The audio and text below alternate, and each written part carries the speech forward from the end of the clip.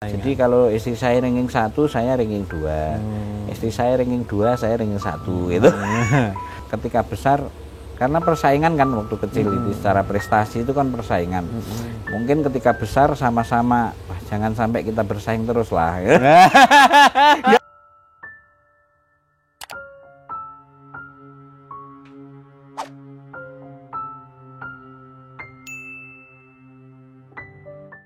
Assalamualaikum warahmatullahi wabarakatuh. Silaturahmi saya hari ini ke rumah seorang pejabat di sebuah lembaga negara. Kemudian beliau ini juga mempunyai beberapa usaha dan istimewanya lagi beliau ini adalah seorang konten kreator atau YouTuber dan mempunyai channel YouTube yang bernama Iki Koiku TV. Kita akan ngobrol-ngobrol dengan beliau hari ini, mudah-mudahan kita dapat mengambil inspirasi dari beliau. Langsung saja kita ngobrol-ngobrol dengan beliau. Apa kabar Mas Samsul? Alhamdulillah baik Mas Muklis. Alhamdulillah sehat. Kemarin katanya sempat kena COVID nih. Ini benar nggak? Kemarin ya sempat merasakan COVID, rasanya seperti apa, antara percaya nggak percaya, tapi ternyata lorone luar biasa. Lorone luar biasa. Jadi baru kali itu saya itu merasakan apa ya, wah kok ada penyakit seperti ini ya. Maksudnya itu nggak pernah. Biasanya kalau sakit biasa itu cuma meriang, kan seperti itu ya.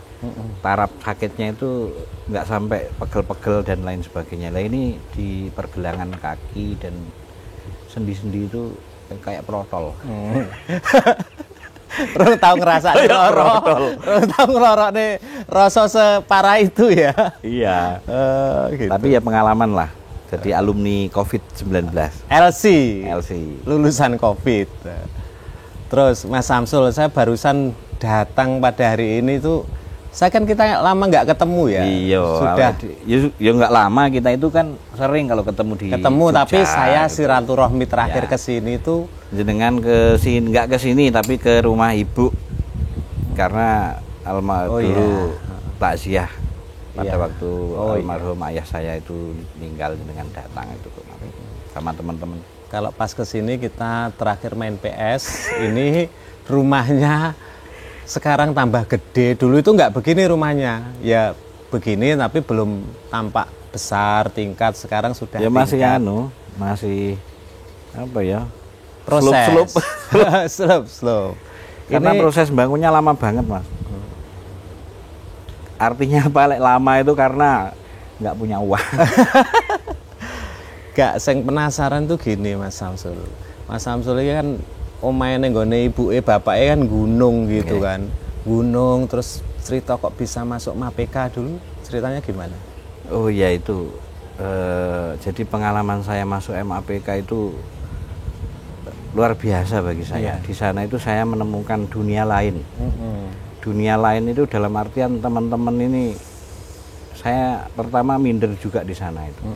Teman-teman itu kan tiap kabupaten rata-rata kan cuma 2 orang ya. Dan sampai saat ini insya Allah teman-teman ini kan orang-orang sukses semuanya. Insya Allah kalau saya kategorikan gitu. Saya sendiri yang ibaratnya apa ya, yang nggak sesuai disiplin ilmunya, nggak sukses gitu ya. Cuma saya cukup berbangga punya teman-teman hebat. Nah satu orang yang membuat saya itu kok ke sana itu teman kita sendiri, Mas Nurul Fathi itu. Jadi sampai mendatangi ke rumah saya dulu untuk jalan kaki Mas Muklis. Ke rumah saya tahu sendiri kan itu berapa kilo. Dia harus jalan kaki dari kota rumah saya, dari kota sini. Ya intinya saya sekolah waktu itu ya salah satunya disupport oleh Fathi. Dan memang kalau bapak saya memang selalu mensupport, dan mulai kecil memang saya itu pernah diiming-imingi gitu sama bapak. Nang kowe lek iso sukmen lek gede sekolah ning kene. Saya nggak paham itu, waktu itu nggak paham. Tapi saya masih ingat betul bapak itu menyampaikan seperti itu. nggak bisa sekolah ning kini. Kalau di tempat saya itu kan jarang yang kayak sekolah sampai jauh gitu, masih jarang waktu itu ya. Tapi mas saya juga sekolah di sini, mbak saya juga sekolah di sini. Saya sendiri mungkin kalau bapak ini yang terakhir ini wis njajal gen eruh dunia gitu. Mungkin dunia jabor aku ning gunung ae. Mungkin seperti itu. Jadi akhirnya juga daftar di Surabaya waktu itu tesnya. Iya, Kanwil. Tesnya di Kanwil. Di sana ya saya sama Mas Fatki itu saya. Iya. Mas Fatki pada waktu itu datang malam-malam jam 2. Temennya pada sinau, Mas. Sinau pakai kitab-kitab besar itu. Nah, saya sama Fatki itu nggak pernah bawa apa-apa. Loh, Pet. Kan manggilnya Pet gitu ya. Pet, iki awake dhewe ora nggawa apa-apa lho iki. Koncone nggo kitab gede-gede. Pet gitu gini lah. Tenang aja awake dhewe lihe. Padahal ya apa ya? Waduh, ini kayak nggak persiapan gitu loh, karena untuk memikirkan jalannya ke Surabaya aja saya pertama kali juga ke Surabaya. Belum pernah. Jadi pengalaman pertama ke Surabaya, apalagi ke Jember, perjalanan 12 jam dari sini Mas waktu itu. Iya. Saya harus jalan kaki dulu 5 kilo. Habis itu nunggu angkutan sampai kota Pacitan. Kotanya ya itu sekitar 25 kilo. Habis itu harus ke Ponorogo, nggak ada langsung ke Surabaya. Pacitan dulu, Ponorogo, Ponorogo ke Surabaya. Nah, kalau sekolah ke Jember dari Ponorogo ke Surabaya, Surabaya ke baru Jember. Numpak bis. Perjalanan 24 jam. 24 jam. 12 jam ya, 12 jam. 12 jam. Kalau sampai rumah saya ya lebih, karena aku kan kelingane ngawi ke Bungurasih itu aja 4 jam. Nah, terus Bungurasih Jember 4 jam.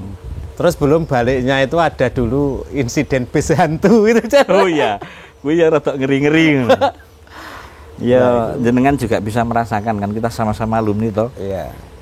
Gimana ternyata teman-teman di MAPK itu persaudaraannya sampai saat ini kan luar biasa. Banyak yang jadi pejabat hebat di sana ya, di Jakarta sana, tapi tetap apa ya, silaturahim tetap berjalan, tetap komunikasi tetap biasa. Beda ormas, beda macam-macam lah. Bahkan kita juga punya koperasi ya, kita punya koperasi. Kemudian yang membackup juga teman-temannya orang-orang yang hebat itu. Kayak kita itu sama gitu loh. Jadi nggak ada, kalau sudah kumpul itu nggak ada kesan ini kamu siapa itu kayaknya nggak ada. Itu menariknya di MAPK. Artinya sedulur selawase. Nah, betul. Sedulur selawase. Santri Kaliwates, sedulur selawase. Terus sampai saat ini kan, setelah itu kan kuliah kan. Jadi setelah di MAPK kan kuliah. Sempat kita mengalami masa-masa di mana kita sampean kos di Dewa. Sebelum di Dewa kan kosnya di mana itu? Di sebelah utara. Terus dekat rel. Sepur cari yang murah. Yang di utara sebelumnya itu sama Asep itu. Sama Asep. Terus waktu itu kita juga sering main PS bareng. Nah, aku itu nggak nyangkanya begini. Jenengan ini senengane dolanan mung nyetik kayak gitu, kok sekarang jadi ya alhamdulillah sukses lah. Sukses gitu. Senengannya nyetik gitu kan, sama kita itu kalau sudah pegang setik kan lupa kan. Itu ceritanya di Jogja gimana kok bisa mungkin Dewa dan lain-lain. Ya kalau gambaran secara umum itu apa ya, saya itu mengalir gitu aja. Mengalir, yang penting positif, yang penting menyenangkan dan dinikmati itu ya seperti itu aja. Jadi nggak punya target yang muluk-muluk. Kayak di Jogja itu mungkin kalau sama jenengan kan kita itu memang punya musuh abadi ya kalau PS itu dulu ya. Jadi kalau menghilangkan penat habis. Farudin itu sebenarnya lemah karena serangan balik. Jadi kalau main PS sama Farudin itu dia cuma mengandalkan Ronaldo di depan. Nah, setelah itu bertahan. Jadi menurutku sebenarnya lemah ya. Lemah.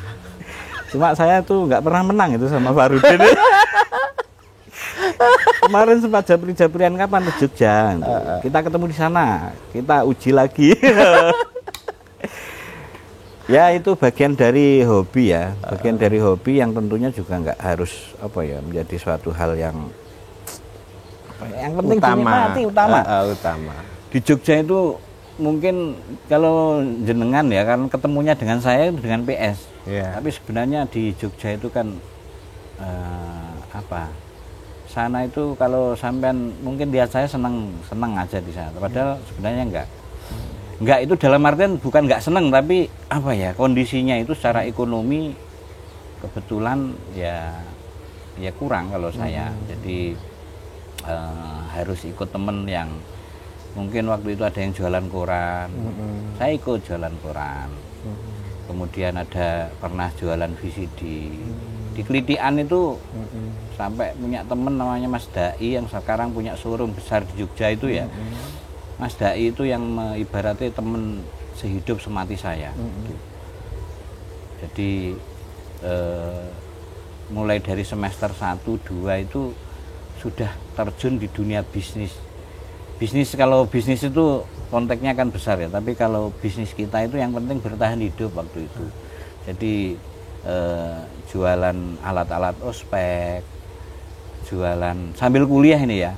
Jadi kalau kuliahnya kan tetap standar ya, kita kuliah biasa. Kalau saya pagi mungkin pernah ikut temen Mas Aang itu dulu jualan koran ya ikut, jualan apa gitu ya ikut. Tapi kalau kuliahnya ya tetap konsisten. Rata-rata kan jam setengah 9, jam 9 itu masuk kuliah, pagi jualan dulu. Kalau malam jualan di jualan handphone. Mangkubumi ya? Waktu itu tapi sudah tahap-tahap akhir. Handphone itu kan mulai tahun 2022 ya. 2002 kalau nggak salah itu. Di Mangkubumi sampai punya pasar di sana. Handphone busuk. Tapi bukan handphone curian ya. Iya. Cuma pernah tersandung kasus pernah. Gimana ceritanya, Mas? Jadi saya ingat pasalnya itu pasal berapa? 486 kalau nggak salah. Pasal ikut menikmati hasil kejahatan. Jadi saya itu punya lapak sama Mas Dai. Lapaknya itu ya cuma berapa petak gitu, Mas. Cuma berapa petak gitu di pasar Mangkubumi, dititipi temen ini HP. Dititipi temen HP, kemudian lakunya sama temen juga. Waktu itu HP fleksi yang nggak bisa, fleksi injek gitu loh. Nggak bisa diambil yang kartunya. Nggak ada SIM cardnya. Ya, nggak ada SIM cardnya. Habis itu temen yang membeli ini sampai rumah ditelepon orang yang punya ternyata itu handphone curian. Nah, ya kan nggak sengaja kan.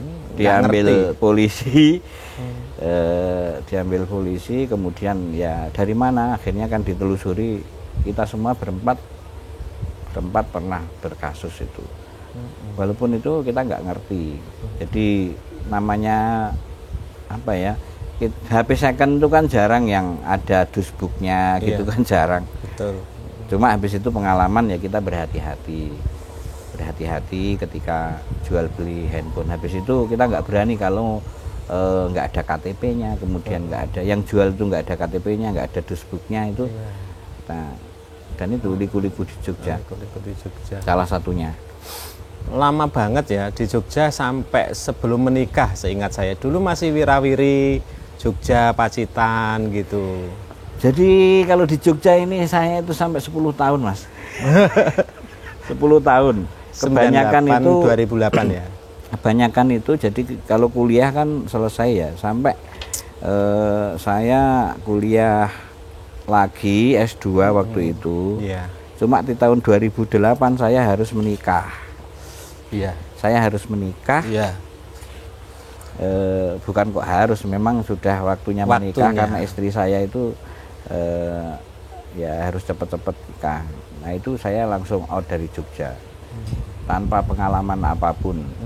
Jadi kalau di Jogja kita itu kan nyari uang untuk hidup itu agak mudah. Kalau di Pacitan? Kalau di Pacitan kan masih apa ya? Saya belum bisa menggambarkan kayak kerja apa kalau di Pacitan. Kalau Jogja misalnya bisnis mau apapun kan mudah ya. Tapi kalau di Pacitan ini apa? Satu orang yang menyemangati saya waktu itu. ketika harus pulang ke Pacitan, Mas, saya seminggu sebelum menikah baru pulang.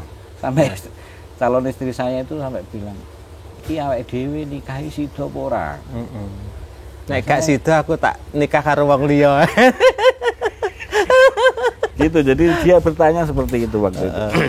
Ini beliau calon istrinya barusan diomongin. Ya, bayangkan di Pacitan itu pulang kampung, tapi kalau dunia pekerjaan, dunia usaha kan sangat susah ya pada waktu itu. Cuma satu, saya konsultasi dengan Mas Mukhib, ya teman kita juga MAPK, Mas Mukhib waktu itu dia bilang Astra. Bukan, Mas Mukhib yang kakak kelas kita. Pas kita pas. Jadi Mas Mukhib waktu itu bilang, bismillah. Jadi beliau menceritakan kisah hidupnya sehingga saya itu punya keyakinan in the name of Allah everything possible itu. Jadi kalau sudah kita membawa nama Allah, semuanya serba mungkin. In the name of Allah nothing impossible. Itu yang menarik bagi saya. Jadi Mas Mukhib menceritakan kisah hidupnya, bagaimana dia besok harus beli susu ya untuk anaknya tapi nggak punya uang. Dia hanya waktu itu ya hanya berdoa. Ternyata besoknya itu apa? Besoknya dia mendapatkan undangan untuk apa ya? Undangan ngisi acara kalau nggak salah. Dan itu bisa beli susu ya. Dan itu menurut beliau berulang-ulang. Dan beliau menyampaikan, so, wis niati menikah di rumah dan yakinkan bahwa sampean itu adalah emas. Di pesan beliau seperti itu. Maksudnya emas itu ya mas. Emas itu walaupun berada di comberan, tidak dilihat orang dan lain sebagainya, itu tetap bernilai emas. Suatu saat akan menemukan jalannya. Jadi kata-kata itu yang sampai sekarang saya ingat-ingat. Diingat-ingat terus ya. Nanti menjadi pemicu. Salam sama Mas Mukhib yang membuat saya pulang ke rumah dengan semangat yang telah beliau sampaikan. Beliau sekarang di mana ya mas? Beliau sekarang jadi dosen di Jember kalau nggak salah. Oh, di Jember. Mungkin nanti bisa di podcast itu. Beliau kalau saya melihat beliau ini sosok spiritualis ya.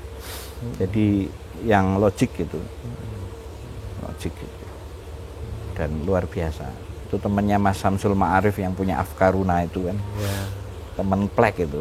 Afkaruna itu kan sebetulnya kiainya juga nggak, perjalanannya juga nggak mulus-mulus amat. Iya, ya kayak kita semua.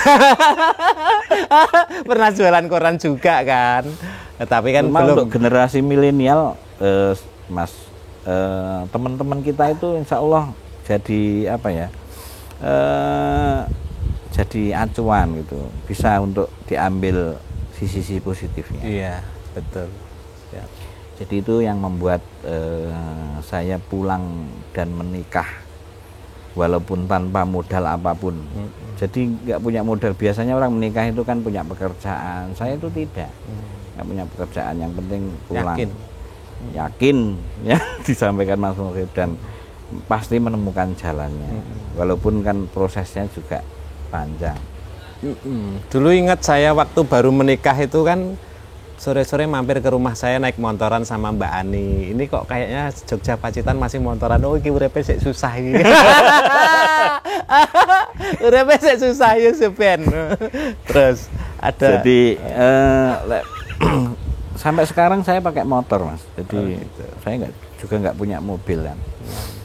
Jadi apa ya? Tapi kita enjoy saja. Jadi saya sama istri itu apa ya sudah terbiasa hidup dalam tanda kutip menurut orang mungkin ya kalau dilihat dari materi ya nggak banyak-banyak amat yang penting cukup gitu aja. Tetapi kita selalu menikmati itu dengan santai. Makanya melakukan apapun itu kalau saya itu nggak ada target, mengalir aja. Yang penting profit gitu. Iya. Yang penting ada faedahnya. Ada faedahnya profit. Kan dulu sama-sama ini toh Mas, tetangga ya. Tetangga dan katanya dulu ngincer dari kecil. Ya kalau kecil pada waktu kecil ini dilalah wis dipacokke ngono lho. Dipacokne iki piye? Dijodohkan. Orang dijodohke tapi malah saingan. Jadi kalau istri saya ranking 1, saya ranking 2. Istri saya ranking 2, saya ranking 1 gitu. Oh, seumuran ya? Kayak selisih setahun. Jadi ya seperti itu, enggak tahu. Kayaknya ketika besar, karena persaingan kan waktu kecil itu secara prestasi itu kan persaingan. Mungkin ketika besar sama-sama, wah jangan sampai kita bersaing terus lah. Nggak berani menerima kenyataan untuk bersaing dan salah satunya kalah itu kayaknya nggak berani. Sudah cukup Akhirnya, kita berkoalisi. Kita sama berkoalisi gitu, mungkin gitu. Berat. Menarik ini Mas Samsul perjalanannya. Hidupnya itu kan penuh liku-liku kan. Ya dari mungkin ini ada juga yang menarik ya, seperti misalnya sekarang kan sudah kemudian menikah, proses setelah menikah itu bagaimana? Maksudnya untuk memulai kehidupan ekonomi yang dari kondisi tidak punya pekerjaan itu untuk bangkit itu bagaimana? Ya. Jadi ya itu yang berat Mas. Pertama itu saya ya sesuai dengan semangat yang diberikan orang tua. Orang tua itu kan satu, pokoknya apapun kamu itu harus tetap menuntut ilmu. Pertama, yang kedua di ayah saya itu selalu bilang sampai kapanpun menuntut ilmu, jangan pernah lihat dananya. Yang penting itu sinau. Yang kedua, ojo lali ngajar. Jadi ngajar itu sangat diharapkan orang tua, karena bapak saya itu kan juga pertama guru, kedua juga punya diniyah. Jadi meluangkan waktunya untuk diniyah, sekolah diniyah, ngajar, nggak dibayar itu. Bahkan muridnya sampai sekitar berapa dulu itu? Ya ada 40-50-an di rumah itu. Di rumah itu sekolah, jadi sekolah itu kalau sore itu. Sampai kita ngaji. Diniyah. Bukan hanya Quran ya, bukan ya. Jadi kalau diniyah itu sore. Sore, kalau malam habis maghrib itu pasti ada anak ngaji. Kalau ngaji kan cuma orang tetangga sekitar. Tapi kalau waktu diniyah dulu sampai berapa kelas itu? 7 kelas. Jadi saya punya rumah, di rumah itu dijadikan kelas semua. Ruangan itu jadikan kelas 1, kelas 2, kelas 3, kelas 4 gitu. Itu diniyah sore. Nah, semangat itu yang diberikan bapak waktu itu habis nikah otomatis ya untuk apa ya, status maksudnya. Ya ngajar lah. Jadi saya sampai mendaftar. Sekarang enggak.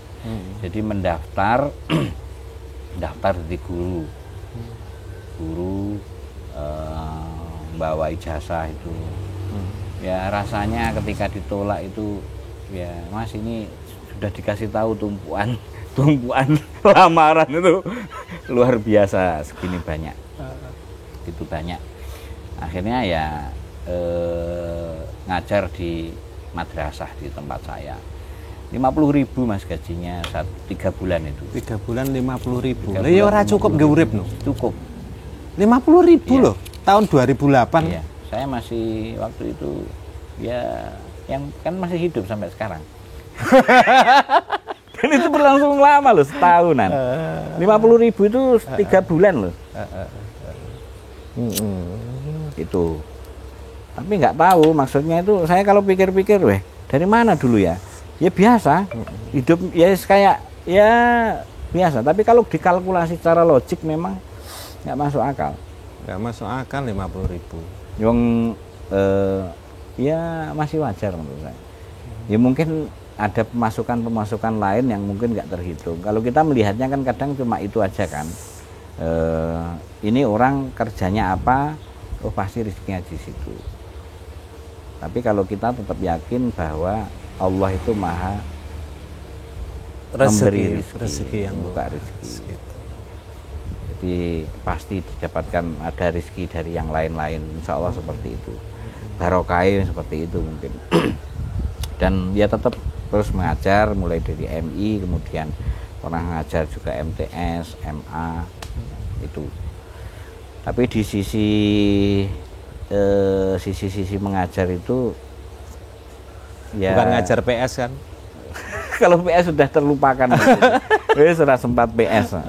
Terus tapi ya tetap PS. Tetap suatu ketika enak kesempatan PS iki kur lek karo koncone. Oh gitu. Iya, ketemu sampean. ketemu Mas Fahrudin, ketemu Mas Imron. Mas Imron sekarang itu musuh bebuyutan, termasuk Mas Imron sekarang jadi pengadilan, jadi hakim ya, Mas Imron itu. Mas Sururi yang di Kalimantan itu juga musuh bebuyutan. Terus Mas, terus. Nah, habis itu ketika masih ngajar juga, kan masih ingat kita itu kalau di Jogja itu kan aktif juga, selain jualan, selain ini kan aktif di apa ya, dulu kalau nggak salah apa namanya, di lembaga IRKOS namanya. IRKOS itu Institute for Research Community Development Studies. Nah itu komunitas anak UIN ya? Bukan. Kebetulan yang ngajak saya itu sekarang menjadi rektor di UIN Jogja, beliau Mas Makin, Cak Makin. Yeah. Itu saya sempat protes ketika diajak. Mas, ini kegiatannya apa tuh Mas? Iki kegiatannya itu mensosialisasikan misalnya pendidikan politik gitu.